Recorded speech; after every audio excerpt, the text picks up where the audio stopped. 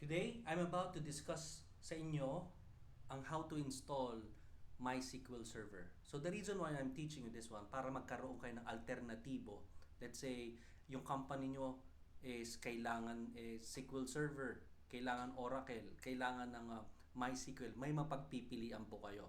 Yung mga walang pera, let's say, oh, hindi ko kaya afford si Sir Dale, or hindi ko kaya yung isang training center. The reason why I'm sharing this one, for you to start. So I know mahirap paghanap ng trabaho. Right now, I'm giving you a glimpse of how to start, and then how to learn to become a data analyst, a software developer, or a software architect as well. So let's get started. Alright, so yung mga gustong matuto ng SQL Server at saka Oracle, gumawa na rin po ako ng video. Nagtitrain po ako, may paid training din ako. If you want to be mentored by me, of course. Okay, so may real time din ako, meron rin akong self-face. Pinapadala ko yung mga videos. Okay? So SQL, MySQL, cloud computing, Power BI, Tableau, lahat. Message nyo lang ako, yung mga interesado. Yung mga walang pera, punta kayo sa YouTube channel ko, nandun po yung mga free trainings ko. Okay? So here, let's say we would like to install MySQL Server download. Punta lang po tayo rito sa Download MySQL Community Server. There. And then here, my 8.1 Innovation, Microsoft Windows. Click this one, the x86 64-bit MSI dealer installer. Okay? So, paano naman sir itong isa? Meron naman dito is download my installer. Ayun, so pag 32-bit, okay? Ito naman is community. Wait lang here.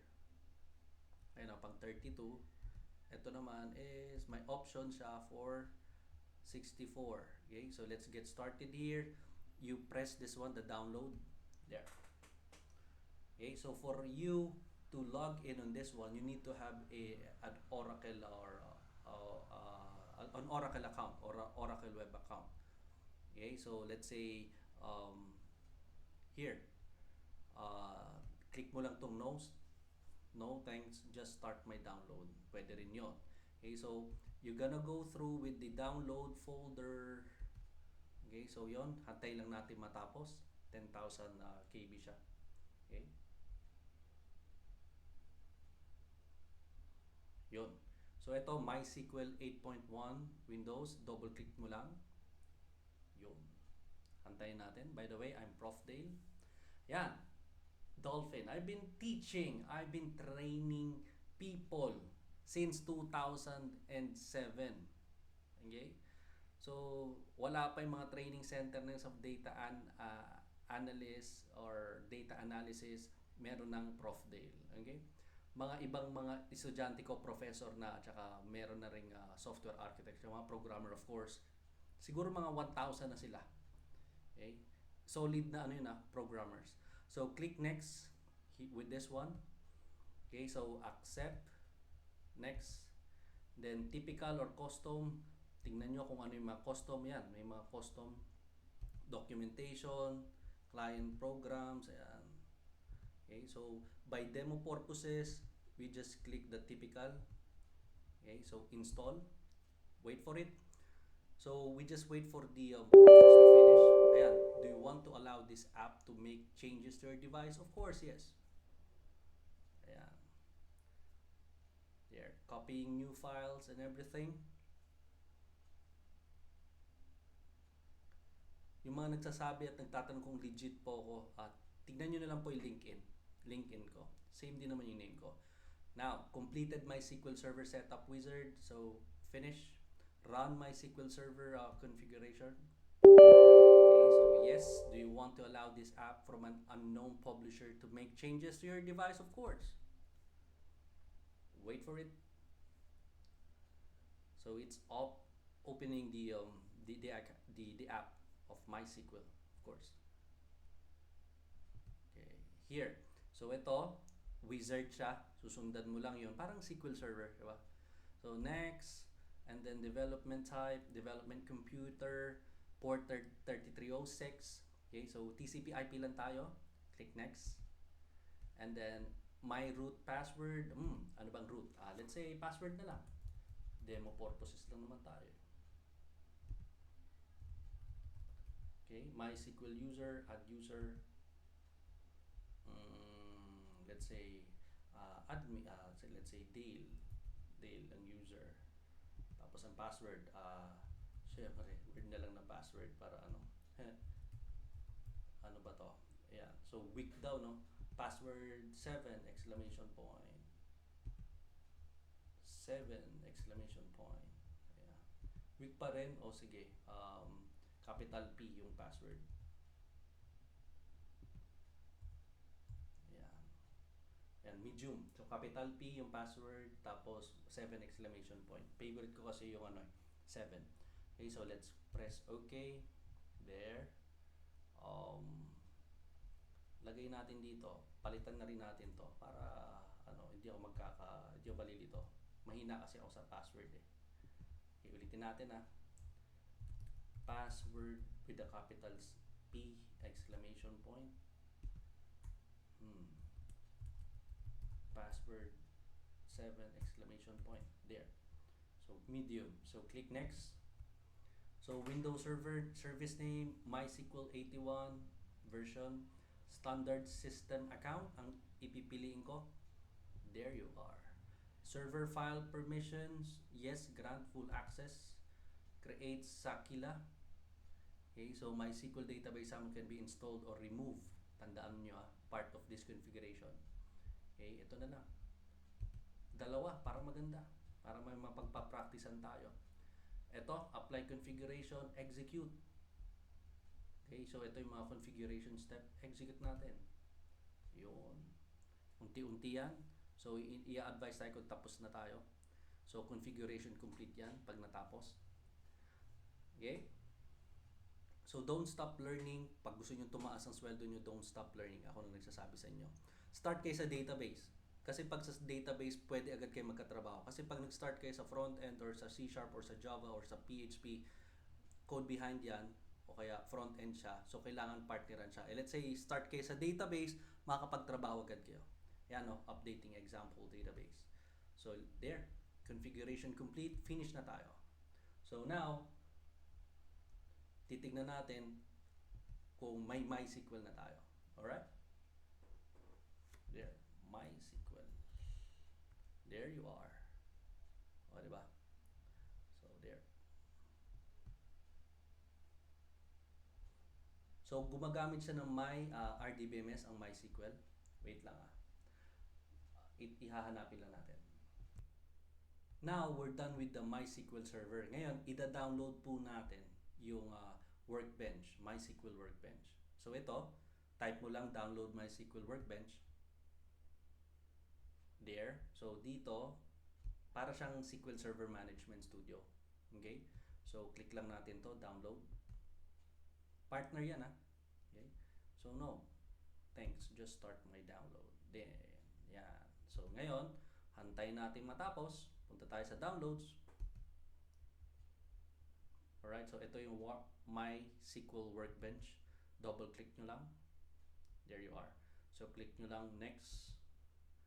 Okay, so click next, complete, install.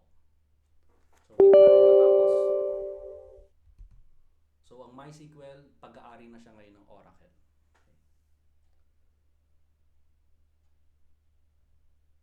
Okay, status, copying new files on your bench. Yan, almost done na tayo.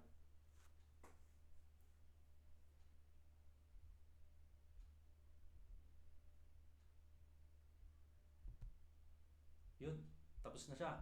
So, click natin finish.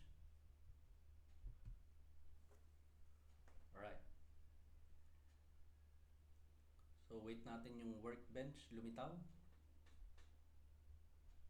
Yun, workbench. Alright. So, ito, localhost or local instance for MySQL 3306. Click lang natin. Password, pwedeng root, let's say, password. Try natin. Word na password. Alright, so ito natin. natin.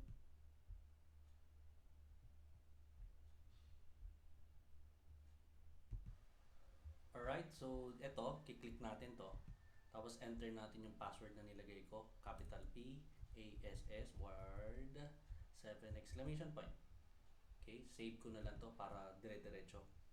Okay, there. Continue anyway. Older version kasi yung um, ginawa kong workbench. Continue anyway, there. So it's working already. Yung mismong uh, platform for managing and doing some scripting. Alright, so ito pala yung tinatawag na MySQL. Okay, so let's say you would like to create a script. Okay, so let's say magki-create ka naman ng table or database. Ayan. Okay, so let's say create ka ng database. Let's say Jesdale.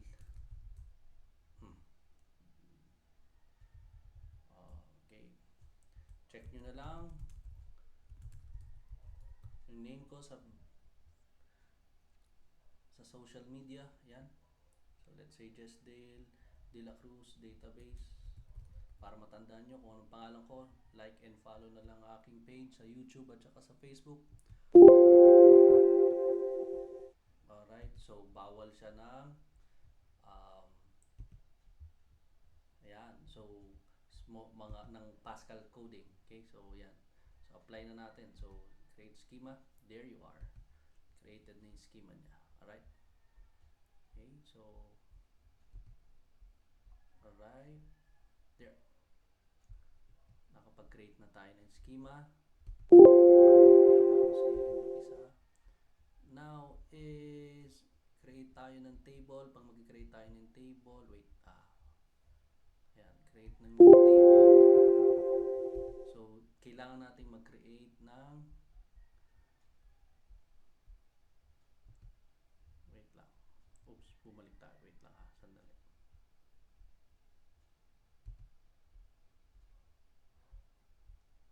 Ang hirap kasing walang mouse, wait lang.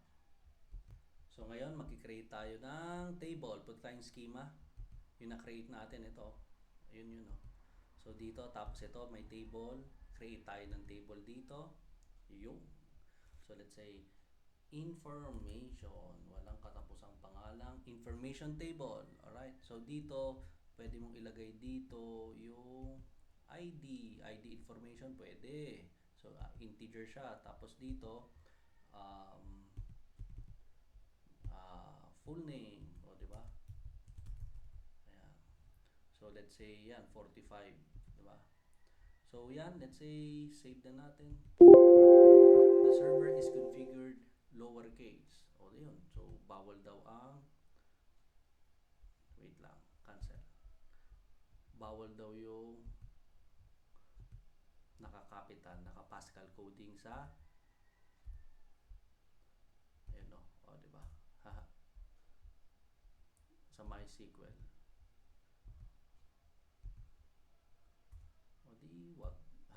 ID information, ayan, pasok. So apply na natin. There you are. So apply, created, finish. So ngayon, meron na tayong table na pangalan is information under Jesdale De La Cruz database. Ayan, o, di ba?